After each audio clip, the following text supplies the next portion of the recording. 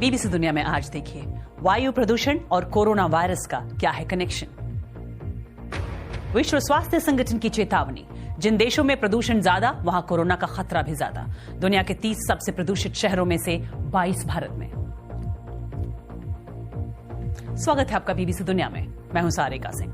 प्रदूषण से corona virus के बढ़ते खतरे पर होगी कवर स्टोरी में बात, लेकिन पहले हेडलाइंस। पिछले 24 घंटों में भारत में कोरोना वायरस के 1553 नए मामले, पर कम हुई है कोरोना की रफ्तार। Indian council of medical research के मुताबिक भारत के 80% कोरोना पॉजिटिव मामलों में या तो कोई लक्षण नहीं था या बेहद मामूली लक्षण नजर आए। दुनिया भर में 24 लाख लोग कोरोना वायरस की चपेट में। मध्य पूर्व में तुर्की बना नया हॉटस्पॉट। ईरान से ज्यादा हुए मामले। जर्मनी में हालात काबू में, छोटी दुकानें खुली तो ऑस्ट्रेलिया में कुछ बीचों को लोगों के लिए खोला गया। अमेरिका में लगातार बढ़ रहे हैं कोरोना के मामले। अब तक वहां 40,000 से ज्यादा की कोरोना की वजह से मौत। बावजूद इसके लॉकडाउन खोलने की मांग को लेकर कई राज्यों में प्रदर्शन। सऊदी अरब की सर्वोच्च धार्मिक संस्था ने दुनिया भर के मुसलमानों से की अपील, रमजान के दौरान बाहर जमा होकर ना पढ़े नमाज। 23 अप्रैल से शुरू हो रहा है रमजान का महीना। तेल के उत्पादन में कमी के फैसले के बावजूद अमेरिका से लेकर यूरोप तक तेल के दाम में गिरावट जारी। कोरोना वायरस की वजह से लॉकडाउन में कम हुई है तेल की मांग। विजय माल्या मामले में भारत को बड़ी कामयाबी। भारत प्रत्यर्पण करने के खिलाफ उनकी याचिका को ब्रिटेन हाई कोर्ट ने रद्द किया। माल्या के पास सुप्रीम कोर्ट जाने का विकल्प खुला। इनमें से कुछ अहम खबरों की चर्चा होगी आज बीबीसी दुनिया में।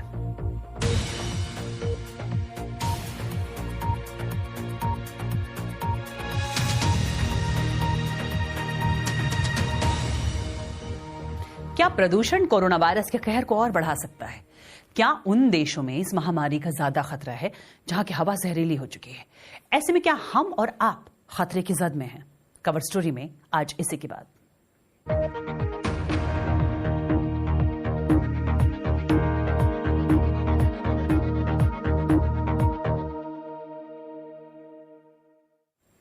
कवर स्टोरी पर बात करने से पहले जान लेते हैं भारत का अब तक का कोरोना अपडेट।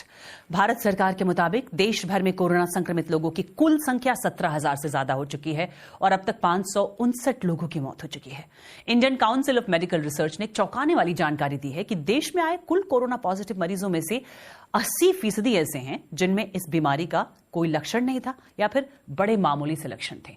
वहीं दुनिया भर में कुल मामलों की संख्या 24 लाख से ज्यादा हो चुकी है। 1,66,000 से ज्यादा लोगों की मौत हो चुकी है। और अब बात हमारी कवर स्टोरी की। कोविड-19 का खतरा प्रदूषण की वजह से और बढ़ सकता है। विश्व स्वास्थ्य संगठन ने इसे लेकर एशिया, अफ्रीका और लैटिन अमेरिकी देशों को आगाह किया है। भारत के लिए यह और भी चिंता की बात है क्योंकि राजधानी दिल्ली समेत भारत के ज्यादातर शहर वायु प्रदूषण से जूझ रहे हैं। विश्व स्वास्थ्य संगठन के मुताबिक ऐसे मरीज जो लंबे वक्त से वायु प्रदूषण का सामना कर रहे हैं, उन्हें खतरा ज्यादा है। मौत होने की आशंका भी इसकी वजह से ज्यादा बढ़ सकती है। एक्यू एयर ने साल 2019 में दुनिया की एयर क्वालिटी रिपोर्ट जारी की थी। इसमें दुनिया के 30 सबसे ज्यादा प्रदूषित शहरों में से 22 भारत में थे। गाजियाबाद पहले, दिल्ली चौथे, नोएडा 5वें, गुरुग्राम 6ठे स्थान पर थे, तो टॉप 6 शहरों में से 2 पाकिस्तान के थे। विश्व स्वास्थ्य संगठन की यह रिपोर्ट भारत के लिए कितनी फिक्र की बात है, इस पर हमने बात की बीबीसी के पर्यावरण संवाददाता नवीन खड़का से। विश्व स्वास्थ्य संगठन के अधिकारियों अभी एशिया, अफ्रीका और दक्षिण अमेरिका की बहुत सारे प्रदूषित जगह जो हैं उनकी मैप बना रहे हैं। तो वो इंफॉर्मेशन जो है वो उनके जो एपिडेमियोलॉजिस्ट्स यानी कि महामारी के विद जो हैं उनको देंगे, ताकि ये जो एक्सपर्ट्स हैं, महामारी के विद हैं, वो इन सारे जो क्षेत्र है अभी बताया जो मैंने, एशिया, अफ्रीका, दक्षिण अमेरिका के जो राष्ट्र हैं उनके अधिकारियों को वो देंगे, ताकि कोविड-19 से लड़ने के लिए जो योजना बना रहे हैं वहां, उस योजना पर वायु प्रदूषण से जो खतरा है वो भी उसमें इंक्लूड किया जा सके। अब ये बात जो है इस पर गौर किया जाएगा या नहीं, ये आप किसको पूछते हैं उस पर निर्भर करता है। जैसे कि जिन डॉक्टर और जैसे कि फेफड़े के विशेषज्ञों को मेरे साथ जो बात हुआ है, उनका कहना है कि अगर किसी को वायु प्रदूषण के कारण फेफड़े के लंग की जो रोग है, रेस्पिरेटरी डिजीज कहते हैं, अगर वो पहले से ही है तो उन पर कोविड-19 का बहुत खतरनाक असर पड़ सकता है, इसीलिए वो चिंतित हैं। लेकिन जब मैंने इंडियन मेडिकल रिसर्च काउंसिल के अधिकारियों से बात की तो उनका कहना है कि इस बारे में कोई शोध अभी पूरी तरह से नहीं हुआ है, इसलिए वो अभी कुछ नहीं कह सकते। लेकिन एक के बाद एक रिपोर्ट ने यह दिखाया है कि भारत में विश्व की सबसे ज्यादा शहर ऐसे हैं जो काफी प्रदूषित हैं, इसीलिए स्वास्थ्यकर्मी काफी चिंतित हैं। यानी भारत के लोगों को ज्यादा सावधान रहने की जरूरत है। खतरा कहीं कम या ज्यादा पर लगभग हर जगह है। कोरोना वायरस का कहर पूरी दुनिया पर नजर आ रहा है। दुनिया भर में अब तक 24 लाख से ज्यादा लोग कोरोना संक्रमित हो चुके हैं, जिनमें से 1,66,000 से ज्यादा लोगों की मौत हो चुकी है। दुनिया की 1/3 से ज्यादा आबादी किसी न किसी रूप में लॉकडाउन में रहने को मजबूर है। वहीं कुछ मुल्क इस हफ्ते प्रतिबंधों में ढील देने के बारे में सोच रहे हैं, लेकिन स्पेन और फ्रांस ने लॉकडाउन में छूट पर कुछ और हफ्तों तक रोक लगाने का फैसला किया है। लेकिन जर्मनी में कुछ दुकानों को फिर से खोल दिया गया है। वहां अधिकारी हालांकि सतर्कता बरत रहे हैं। पहले लोगों से कहा गया था कि वो बेवजह मास्क ना पहने, लेकिन अब शॉपिंग करते वक्त या पब्लिक ट्रांसपोर्ट में सफर करते हुए मास्क पहनने की सलाह दी जा रही है। कोरोना वायरस की वजह से जर्मनी की अर्थव्यवस्था बुरी तरह प्रभावित हुई है। चांसलर एंगेला मर्केल ने भी कहा है कि दूसरे विश्व युद्ध के बाद से देश ने कभी ऐसी गंभीर चुनौती का सामना नहीं किया था। German international chamber of commerce के महासचिव ओलिवर वीक ने कुछ ये कहा। We are one of the biggest export nations. हम दुनिया के सबसे बड़े निर्यात करने वाले देशों में से एक हैं। यहाँ पर कंपनियां अंतर्राष्ट्रीय सप्लाई चेन पर निर्भर करती हैं। मोटर वाहन उद्योग के अलावा हम मुख्य तौर पर कच्चे माल का उत्पादन करते हैं। इस संकट के समय इन चीजों की मांग ना के बराबर है, तो यहाँ भी व्यापार मंदा है। Not really demanded right now during such a crisis. इस बीच दुनिया में कोरोना वायरस का एपिसेंटर बन गया है अमेरिका, जहां यह महामारी बढ़ गई है, पर कुछ राज्यों में संक्रमण के मामलों में कमी आ रही है। इस वक्त अमेरिका में कोरोना वायरस के 7,60,000 मरीज हो गए हैं। वहीं कल कुल 2,000 मौत हो गई। कुल मिलाकर अब मौत का आंकड़ा 40,000 के पार चला गया है और इनमें से आधी मौतें तो अकेले न्यूयॉर्क में ही हुई हैं। न्यूयॉर्क में अगले हफ्ते एक आक्रामक कोविड-19 एंटीबॉडी टेस्टिंग कैंपेन की शुरुआत होने जा रही है, ताकि ये पता चल सके कि राज्य में कितने लोग संक्रमित हैं। हालांकि यहां कोरोना वायरस से हो रही मौतों की दर में गिरावट आई है। इस बीच कोरोना की गंभीर समस्या के बावजूद अमेरिका के कई राज्यों में लॉकडाउन हटाने की मांग को लेकर लोग सड़कों पर उतर आए हैं। देखिए report. My body, my choice. Open Ohio now. America के कई राज्यों में लॉकडाउन के खिलाफ प्रदर्शन हो रहे हैं। राष्ट्रपति ट्रंप के कई समर्थकों के लिए स्वतंत्रता का अधिकार उतना ही मौलिक है जितना उनका हथियार रखना। हम अपने देश को फिर से खोलने के लिए जुटे हैं। हमें अपनी अर्थव्यवस्था को पटरी पर लाना ही होगा। लॉकडाउन कारोबार को खत्म कर रहा है।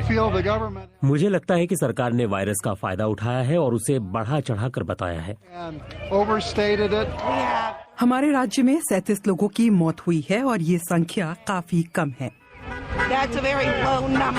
राष्ट्रपति ट्रंप पर आरोप है कि वो कुछ राज्यों से लॉकडाउन हटाने के लिए किए ट्वीट्स के जरिए ऐसे प्रदर्शनों को भड़का रहे हैं और उन्होंने इसे पूरी तरह नकारा भी नहीं है। And I just think that some of the governors have gotten carried away. You know, we have a lot of people that don't have to be told to do what they're doing. Corona virus से सबसे ज्यादा प्रभावित New York में लोगों ने राष्ट्रपति Trump के hotel के बाहर प्रदर्शन किया। प्रदर्शनकारियों ने सड़क पर शवनुमा बैग लाकर रखे और दावा किया कि राष्ट्रपति और उपराष्ट्रपति की नीतियां हजारों लोगों की मौत की जिम्मेदार हैं।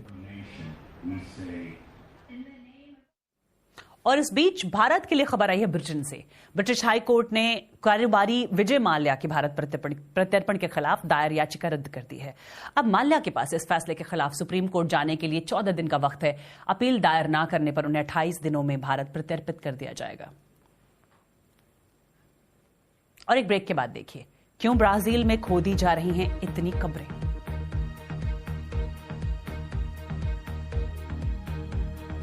तो बीबीसी दुनिया में अब भी बहुत कुछ बाकी है। बने रहिए हमारे साथ। हम मिलते हैं एक ब्रेक के बाद।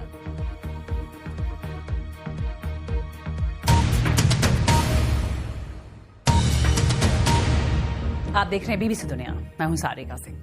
ब्राजील में कोरोना वायरस से 2000 से ज्यादा लोगों की मौत हो चुकी है। फिर भी जहां दुनिया भर में सरकारें कोरोना वायरस को रोकने के लिए लॉकडाउन जैसे कदम उठा रही हैं, वहीं ब्राजील के राष्ट्रपति जायर बोल्सोनारो मान रहे हैं कि कोरोना वायरस से उनके देश को खतरा है ही नहीं। इसीलिए वो लॉकडाउन हटाने की मांग कर रहे प्रदर्शनकारियों के साथ खड़े दिखाई दे रहे हैं। साथ ही अपने ही राज्यों के उन गवर्नरों का भी विरोध कर रहे हैं जिन्होंने अपने राज्यों में लॉकडाउन लगा रखा है। देखिए क्या है ब्राजील के हालात। ये एक मुश्किल घड़ी है। मृतकों के परिजनों को शवों को सुरक्षित तरीके से और जल्दी दफनाना पड़ रहा है। इस महामारी के वक्त कब्र खोदने वाले भी कोई जोखिम नहीं उठाना चाहते हैं। सैंड्रो ने कभी सोचा भी नहीं था कि उन्हें इस तरह अपनी मां को अलविदा कहना होगा। यहाँ दफनाए जा रहे कई मृतकों की तरह ही मारिया ओडेची की मौत भी कोरोना वायरस से हुई। मैं हालात को लेकर बहुत फिक्रमंद हूँ। पहले मैं इसे बहुत गंभीरता से नहीं ले रहा था, मैं इसे मान नहीं रहा था। मुझे लगा ये बातें सिर्फ मीडिया फैला रही है, लेकिन जब मुसीबत हमारे परिवार पर आई तब हमें इसकी गंभीरता का एहसास हुआ। लैटिन अमेरिका का सबसे बड़ा कब्रिस्तान इन दिनों काफी व्यस्त है। ये लोग आने वाले समय के लिए खुद को तैयार कर रहे हैं। संक्रमण की उच्चतम सीमा मई या जून तक सामने आने की संभावना है। कब्र खोदने वाले विल्स ने बताया कि नगर पालिका ने 5000 बॉडी बैग्स खरीदी है। ब्राजील में लैब में टेस्ट के लिए हजारों मामले लंबित पड़े हैं। जांच के लिए जरूरी चीजों के आयात के लिए देश संघर्ष कर रहा है, क्योंकि पूरी दुनिया में इस महामारी से निपटने के लिए इनकी मांग बढ़ी हुई है। हम अभी सिर्फ इस समस्या का छोटा सा हिस्सा ही देख पा रहे हैं, क्योंकि ब्राजील में अब भी उन्हीं लोगों का टेस्ट किया जा रहा है जो अस्पताल जाते हैं और वहीं रहते हैं। ऐसे में हमें ज्यादा गंभीर मामलों के बारे में पता तो चल जाता है, लेकिन हमें ये नहीं पता कि आबादी में ये वायरस कैसे फैल रहा है।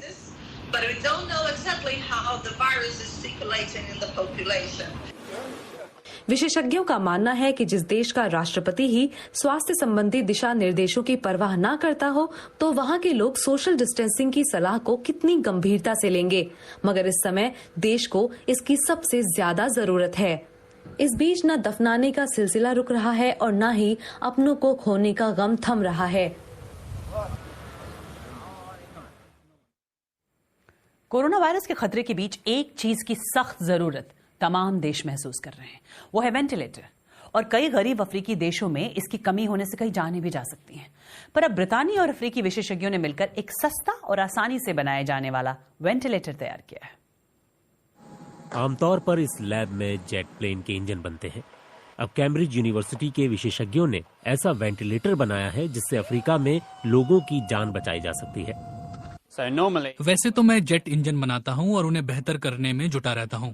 उसमें भी ऐसे ही दिक्कतें आती हैं। पायलट्स के लिए विमान का सुरक्षित होना बेहद जरूरी है, क्योंकि वो कई तरह के विमान उड़ाते हैं। उसी तरह डॉक्टर भी कई मशीनों का इस्तेमाल करते हैं और इसलिए उन्हें हमारे वेंटिलेटर के बारे में पूरी जानकारी होनी चाहिए। जिस मशीन को बनने में सालों लगने चाहिए थे, वो कुछ हफ्तों में ही तैयार हो गई है। जब सरकार ने मदद मांगी तो ब्रिटेन की कई टीमों ने ऐसे डिजाइन भेजे। जब फेफड़े खुद सांस नहीं ले पाते तब वेंटिलेटर का इस्तेमाल होता है। कोरोना वायरस की वजह से दुनिया में इनकी कमी हो गई है। इसे हजारों की बजाय सैकड़ों पाउंड्स में बनाने और इसका रखरखाव सस्ता होने से ये किसी भी देश के लिए मददगार साबित होगा। हम ऐसे देशों के लिए वेंटिलेटर बना रहे हैं जो आर्थिक रूप से कमजोर हैं। कई देशों में वेंटिलेटरों की कमी है और ऐसी आपातकालीन स्थिति के साथ ही सामान्य हालात में भी अस्पतालों के मरीजों को इनकी जरूरत होती है। पर ये वो डिजाइन नहीं है जिसे ब्रितानी सरकार ने मान्यता दी है, इसलिए ये वहाँ के अस्पताल में नहीं दिखेगा।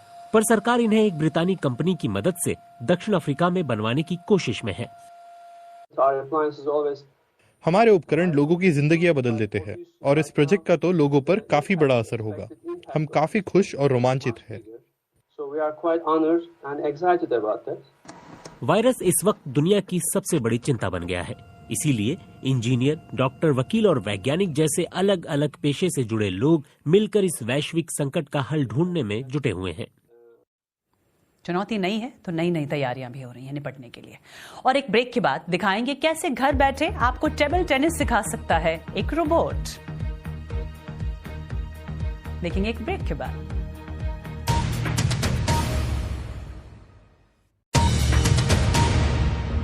आप देख रहे हैं बीबीसी दुनिया, मैं हूं सारिका सिंह। कोरोना संक्रमण के कारण टोक्यो ओलंपिक 1 साल तक के लिए टाल दिए गए हैं।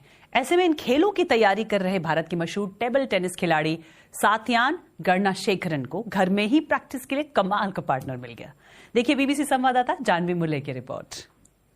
मिली है भारत के नेशनल टेबल टेनिस खिलाड़ी साथियन गणनाशेखरन से। लॉकडाउन के बीच साथियन इन दिनों घर पर एक रोबोट के साथ अभ्यास कर रहे हैं। इस मुश्किल समय में जब आप बाहर नहीं जा सकते, बाहर जाके खेल नहीं सकते, मेरा घर पर मैंने एक बहुत अच्छा दोस्त बनाया है और मेरा स्पारिंग पार्टनर भी वही है, मेरा टेबल टेनिस रोबो। ये बटरफ्लाई अमिकस प्राइम रोबो को हमने जर्मनी से नवंबर पे इंपोर्ट किया था। ये रोबो 1 मिनट पे 120 बॉल फेंक सकते हैं। इस पे खेलने का काफी फायदा है कि मेरा टेक्निक और मेरा रिफ्लेक्सेस, मेरा स्पीड, सब कुछ में अभी इम्प्रूवमेंट दिख रहा है मुझे।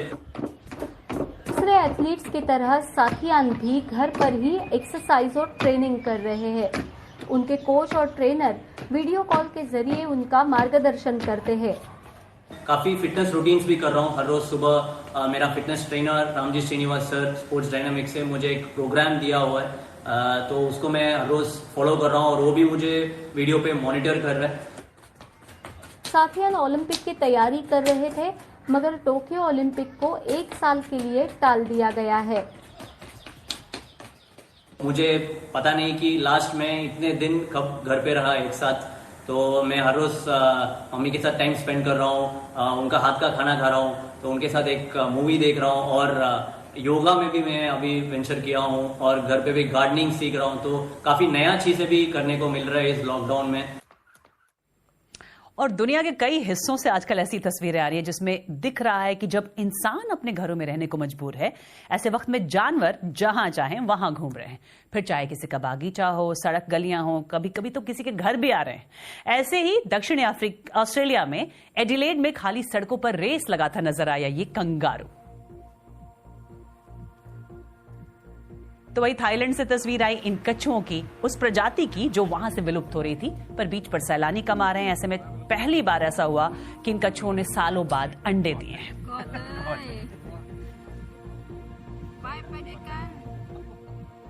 तो कार्यक्रम के बारे में फीडबैक देने के लिए आप मुझे ट्वीट कर सकते हैं बीबीसी सारिका पर।